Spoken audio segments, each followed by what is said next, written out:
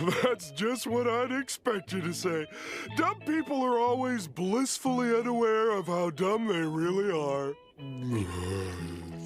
Hello YouTube, how's everyone doing? It's Professional here. So today I got a crazy current events video, and I'm also working on my San Andreas lore video, which I should have up later next week. I think a lot of you guys are going to really enjoy that one. But anyways, this crazy current events story, I wanted to talk about this ridiculous, study that was done recently, and it was done by a university in Illinois, I believe, and a university in Texas. So these two universities together had gotten researchers and did this massive study in which it pretty much, they didn't even need to do the study because we as gamers know what the answer to this is. They pretty much concluded what we as gamers have known for years.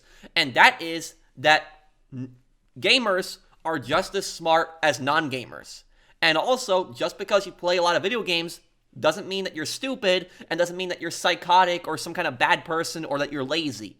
That it doesn't mean that at all. But yet these researchers did this study with a clear bias from the start. They were biased right from the start. They were assuming that this study was going to show that kids who played a lot of video games are somehow doing worse in school and in their cognitive abilities than kids who don't play video games or play very little video games. That's what they assumed. You don't go into a study assuming something. You go into a study looking from both perspectives. But no, that's not what these researchers did.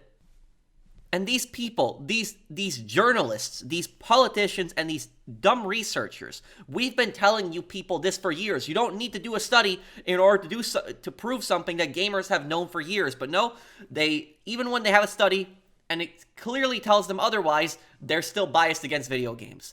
So let's take a look at this, and I'll link this article down below. Kids who play hours of video games each day test the same as non-players. Children who played hours of video games each day perform just as well as other children on a standardized cognitive ability test, according to newly released research. No, really?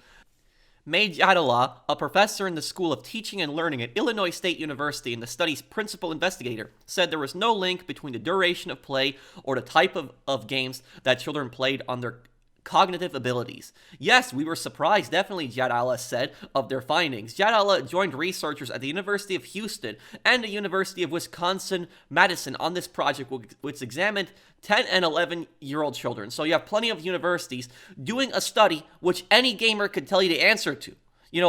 How dumb are these researchers that you need to do a study in order to prove something that gamers have known for a very, very long time? But let's just keep reading for the article because you guys are going to see this. Jadala said they were drawn to this project because there are two contradictory sides of the equation regarding the impacts of video games. On one hand, there has been documentation of violent video games having a negative impact on student behaviors, he said. Oh my god. Okay, look. First of all, there is no contradiction. There is none. There is no proof, no credible evidence whatsoever that violent video games cause kids to be more violent or cause kids to even be more aggressive. You can look this up. There is no actual proof, no evidence that says this. Now, here's what I'll tell you about this. I wrote a paper about this in school, and basically what these studies do is that there are a lot of studies done on this exact thing, and most of these studies actually say that violent video games have no link to real-world violence. But there are a few studies that say otherwise. The few studies that say otherwise are biased. The way that the study has been done itself is not the same way that other studies have been done. And they might have chosen kids who had specific issues. If you choose kids who are young, don't have issues, have good parents, you're not going to have any kind of really aggression in kids. But here's the thing about this, what a lot of people don't know. The media is much more likely to cover studies that show that there's a correlation between real-world violence and violent video games than studies that show that there is no correlation. That's because the media can scare people. And people have to understand the media is a business. The media gets clicks, they get views. So the more that people look at a story, the more money that they're going to get from ads and other such forth issues. Just think about it. What story would get more coverage? A story that says no evidence between violent video games and real-world violence, or new study shows that there's a clear link between real-world violence and violent video games? The parents read these stories, they become concerned, then they go to the politicians. The politicians are trying to get reelected, and so they campaign on these dumb issues and say that video games are responsible for real-world violence. So no, there is no correlation between real-world violence and violent video games. And I don't know how these researchers can't figure that out on their own. And there's something called the displacement hypothesis, or the idea that children who spend chunks of time playing video games aren't spending time on things that will help them more in school. Oh my god. Okay, here's what I'll say about this. If there's a child that isn't doing homework, they don't study, they don't bother doing good in school, and they just play video games and don't do anything else besides playing video games, then of course those kids are going to have bad grades in school. But if you have kids, study, do good in school, behave, generally those kids are going to be successful no matter how much video games they play. When I was growing up as a kid, I remember my parents told me that I can play as much video games as I wanted as long as I do good in school and I do my homework. Then I could play as much video games as I wanted, and I generally did good in school. The only subject that I sometimes was struggling a little bit in was math, but that was just because I just wasn't that good at math. Everything else I generally did good at, and I still played a lot of video games when I was a kid. So just because kids are playing a lot of video games doesn't mean that they're gonna do worse in school. As long as they do their homework, they study, they listen to their parents, they'll still do good. Doesn't matter how much video games they play. On the other hand, Jadala says that there is solid and consistent research showing that young adult video gamers outperform non-players or casual players on certain executive functions that are related to speed and accuracy. They wanted to know which force, the harmful or the beneficial, would have a greater impact on children in upper elementary school. It turns out neither impact was observed. The results indicated there are no associations, Jadala said. Harmful or beneficial? Video games don't really give you either one. Video games are not going to cause you harm. They're not going to do anything bad to you. They're not going to make you crazy or make you want to commit real-world violence, and they really aren't going to provide you any kind of benefit either unless it's an educational game. Video games are for entertainment. They're not meant to be harmful or beneficial. They're meant to entertain people. That is their exact purpose. There's a reason there's no associations. Her group surveyed 160 children on their gaming habits and then gave them a popular test used nationwide to gauge verbal, quantitative, and nonverbal spatial abilities. The children listed more than 150 games they had played from all genres on both mobile devices and consoles. Some of the children were deemed heavy players who put in as much as 4.5 hours a day.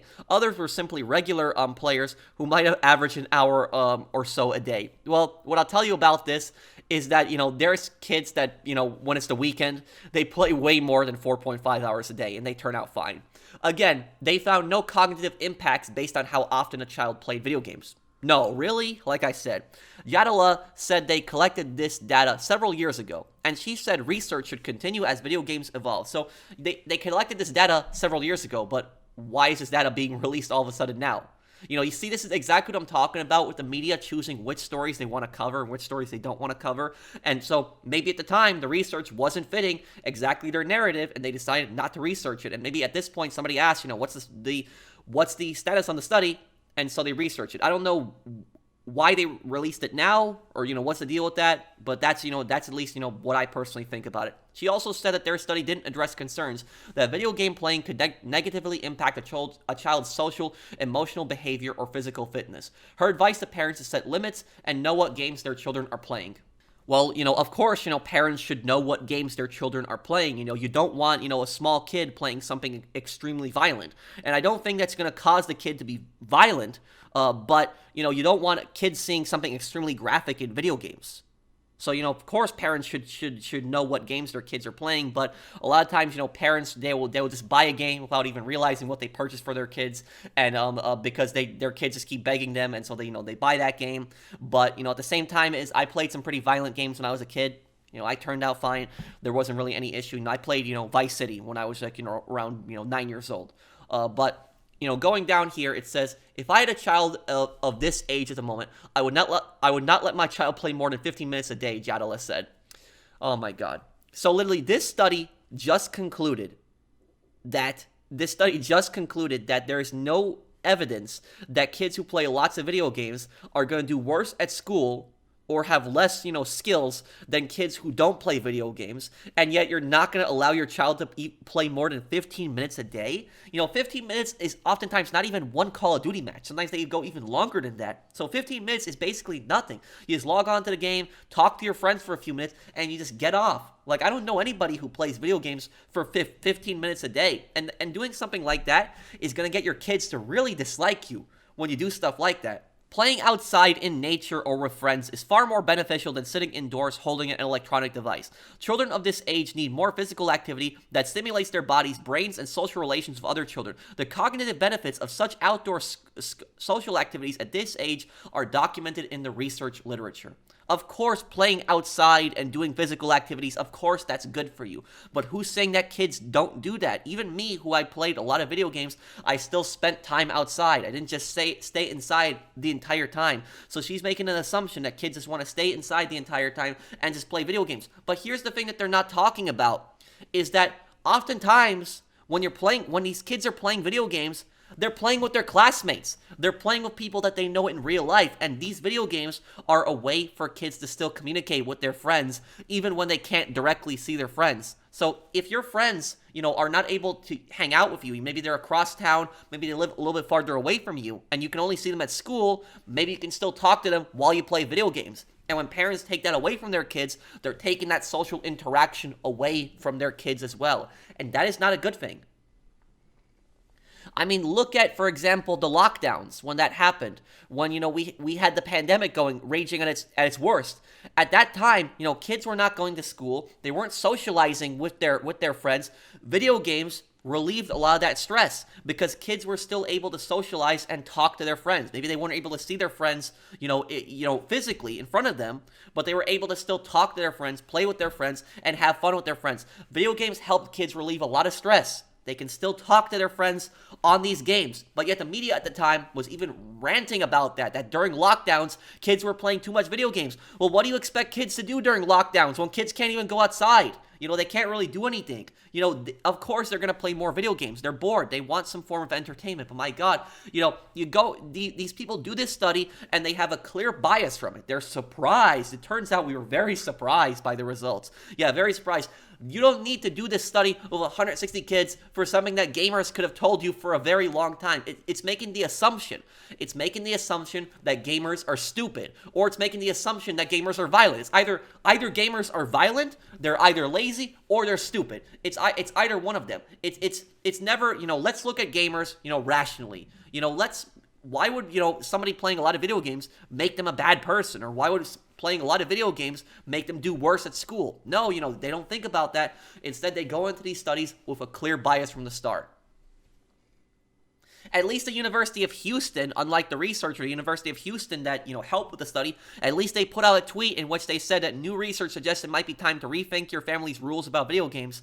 But man, and I'll tell you something, this is never going to end, because when I was around 10 or 11 years old, they were still doing those studies. They were still doing those studies about violent video games, and it was the exact same thing. There was no evidence. But yet, here we are, literally 15 years later, since I was, 10 or 11 years old, and they're still doing studies on violent video games and just playtime, and it says the exact same thing that's been saying for over a decade. But nope, these researchers and the media and these politicians will never listen. They could listen to us gamers, but they choose not to. You don't need to do some crazy study for something that a few gamers could tell you the answer to. But that's that. Let me know what you guys think down below of this and what you think of these researchers and their reactions. Thank you guys for watching. Hope you guys enjoyed the video. If you did, drop a like. I'll see you guys in the next one. Take care, everyone. Have a wonderful day, guys.